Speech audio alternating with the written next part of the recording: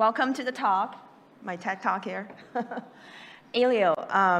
How many of you have heard of Aleo? Wow, I'm very impressed. I have to talk to my event ambassador here in Istanbul. It's my first time here. My name is Joanna. I run the BD department, business development department at Aleo. And I'm usually based in New York, but you will see me in various conferences. So yeah, really excited to be here. I think Devconnect is a great venue for people from both U.S. side and Asia and Europe, everybody meeting in one place. And we'd love to give you a little bit of a background on Aleo today and dive deep into the technical design. Okay.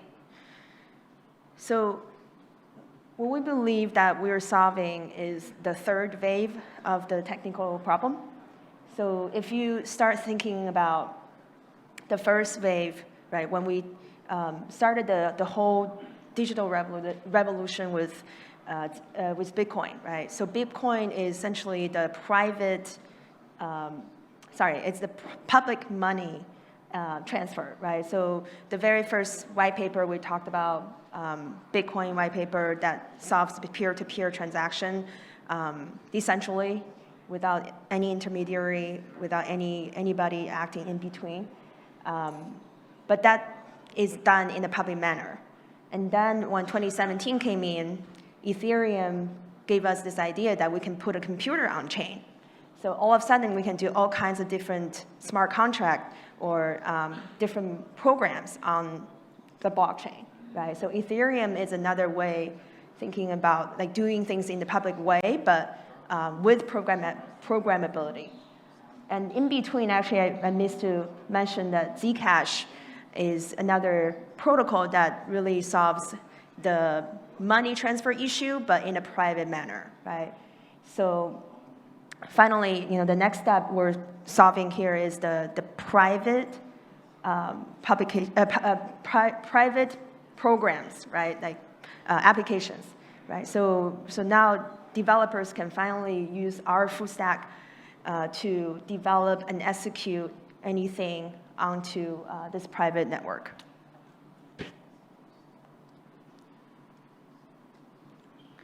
Okay, so this kind of sums up what I was just saying.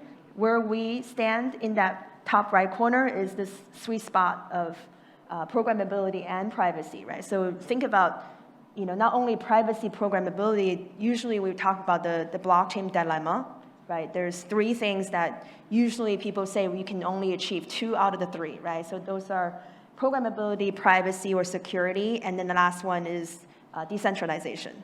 So decentralization is actually the key here. I will argue that Aleo is very different from many other ZK, EVM chains because of that, right? So we are a layer 1 blockchain, and we have built our own virtual machine to accomplish the computation design.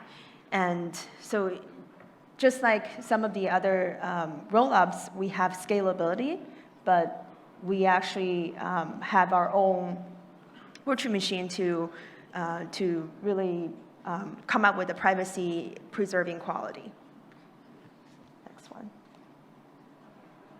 Okay, so yeah, coming back to the importance of permissionless. We're the first permissionless, programmable, and privacy-preserving platform, right, for decentralized application.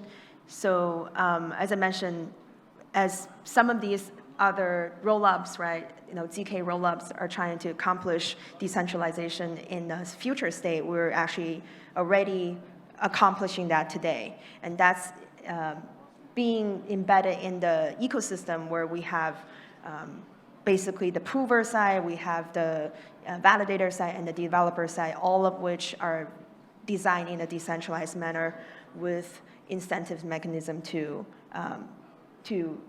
encourage them to participate. I will dive into that in the next later state. And then I would say the other thing that is important is privacy, right? So we talked about what makes us different. The privacy aspect, right, is what we believe is currently stopping a lot of the mainstream to come into adopting this, ZK or blockchain technology. Oh, okay. Yeah, so our founders actually wrote this ZEXE white paper. ZEXE is the name of the white paper back in 2018, so 5 years ago. 6 co-authors, out of which 4 is part of the core team at Aleo. So the idea is really doing zero knowledge execution and enable the privacy preserving quality, right? And today you can actually see this on our testnet. We're about to go mainnet launch in January 2024, so in 2 months, short time. And again, if you think about using, a real world example, right? For instance, when I send my transaction to somebody in the audience, the transaction record on the transaction amount and the transaction address is completely, private to me, right? In the real world, like when we send through a bank, and that's currently not available on the blockchain, right? It's very transparent. If someone knows your wallet address, they can pretty much steal everything. Very least, right, knows everything that you own. So privacy is really what we believe is the roadblock for mainstream adoption today. And a good example here is to compare that with something that you guys probably, I don't know, I feel like the audience here is pretty young, so may not know this reference, but Netscape is actually the inventor of the secure socket layered encryption, right? So it invented the HTTPS navigator standard, or the web browser standard. And it's kind of crazy to think about how it's ubiquitous today, right? And how innovative that was at the time. It was a proof of concept that really revolutionized the entire internet. And it doesn't actually, the company doesn't exist anymore, but the fruit that it bears, right, can continue to benefit the industry. So we believe that we are that company that leads the privacy programmable application layer. Okay, so I have already talked about the left-hand side, where we stand. I think here is really important to accomplish, all the private apps in a also cost-effective way, right? So the only thing I will touch on this slide is the 0 gas fee and the unlimited runtime. So gas fee here in Aleo is only enabled when computation is done on-chain or in a shared state. So in most cases, computation is actually done off-chain, and the verification of the zero-knowledge proof will be brought on-chain. So this really accomplished that, the zero gas fee on-chain, right? And on the runtime side is, unlimited runtime is already embedded on the protocol level. So all of this is to say that this really unlocks a new wave of possibility that wasn't available in Web3 before, such as machine learning model, right? So machine learning model, as you can imagine, is very complex, and it's hard to run that on a blockchain. Just to give you an example, on the blockchain that use gas, like Ethereum, a simple linear regression model will just exceed the gas limit, right? So we actually have a whole use case category that talks about ZK-ML, which combines both machine learning and ZK. So this one, I would say, I have already touched on. I think the only thing here is just, again, to give you a quick overview on how we, in terms of your cost estimate, it will plateau after a certain level. It's not a dynamic, gas model like most of the chains. Okay. So to go back to how we are designing our architecture, right? So actually, let me go to the next slide. It would be easier to explain with this. So what we actually designed is a purposely built tech stack that's completely from the ground up. I mean, I talked about the fact that our OG project, right? We've been around for 5 years, and I'm glad that you guys all heard of us, but usually I go to a crowd and ask that question, now a whole lot of people will raise their hands. And the reason for that is we kind of stay under the radar for a reason. We've been very much focused on the research development side. And we build this, Snark VM, Snark OS, everything from the ground up, right? We didn't just kind of use some existing model. So to really dive into this iceberg, right, the tip of the iceberg, right, what's underneath? So first layer, you have Leo, which is a high-level programming language. It's our own DSL, our own domestic, domain-specific language that is, again, purpose-built for privacy-preserving qualities. And Leo will compile into the intermediary language here is Aleo instructions. So that also interact with our bytecode. And then down beneath, you have the Snark VM, which is really dealing with the most sophisticated PhD degree, ZK circuit kind of problems. So, I mean, we really try to abstract away as a programmer, to come into the ZK industry. You're afraid of, not having a PhD degree in cryptography, but fear not, because coming into Aleo, the level of entry is quite low. If you have Rust or JavaScript and TypeScript programming language experience, it's really easy to pick it up. And on the left side, we even made sure that some of the developer experience is done in the very smooth way, right? So we have a SDK that is a developer toolkit. You can actually go onto our website that has an entire documentation layering out the specifics on the SDK, different user interfaces that we have designed for you. And then the OS is the operating system that's basically Snark-based, right? So, okay. This is just to give you an example, like what I mean by we are abstracting the complexity, from the programming experience, right? So Leo here is really a bridge that bridging between the cryptography world, which is very much ZK circuit and elliptic curve based, right? And the world where you actually program and execute, the one on the right-hand side, the evaluation environment, execution environment. So, Leo sits in between and it interacts through, here is missing that middle layer, but it was on the last slide, the Aleo instructions, right? And then if you actually ever type a code into our interface, you would see that it just auto-translate your code in Leo into a Aleo instruction, and it's quite magical, actually. I'm not a programmer myself, but I've done it before just to learn, and yeah, it's a very smooth user experience. Okay, so this really dives into the difference between us and a Ethereum model, right? We are not a VM chain, as mentioned. We've done that as a trade-off, right, to not specifically attracting the Ethereum ecosystem, but we are building the entire model based on privacy and based on security, right?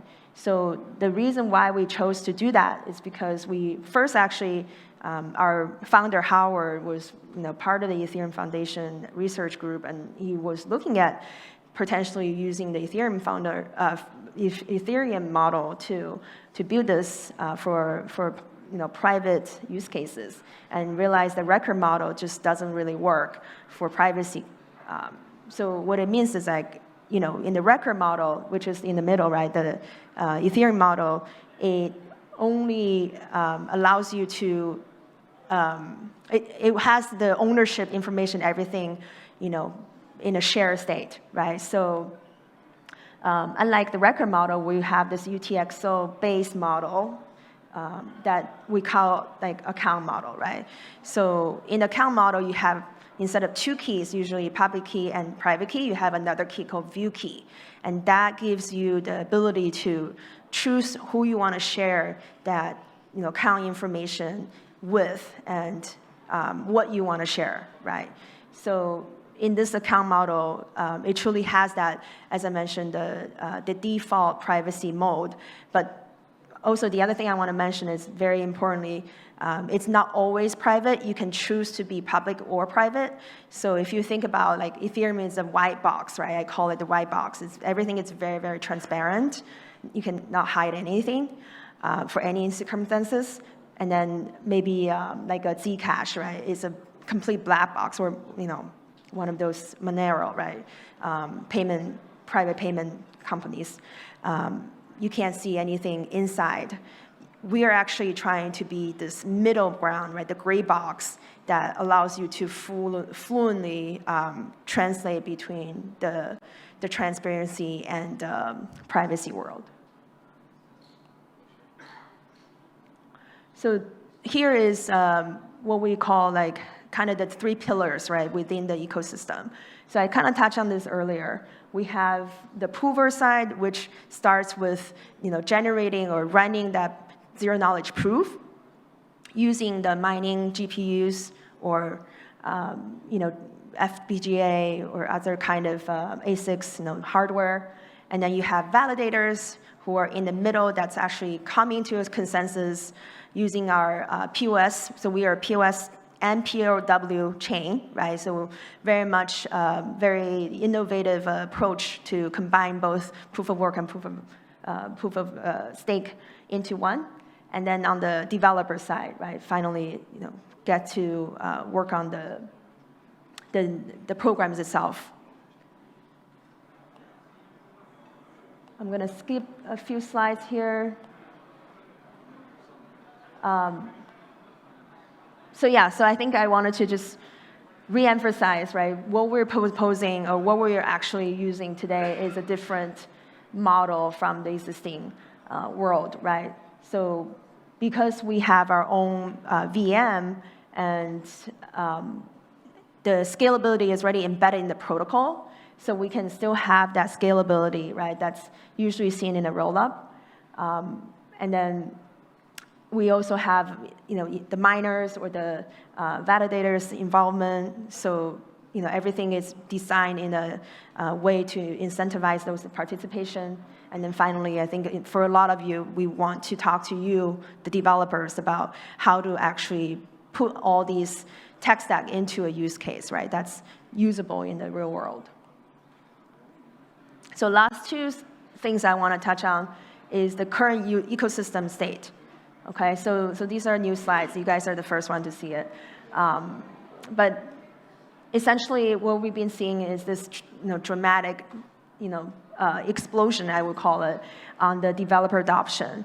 It's really been very heartwarming and encouraging to see that, throughout the development phases, we have 3 testnet phases, running in the last 3 years or so.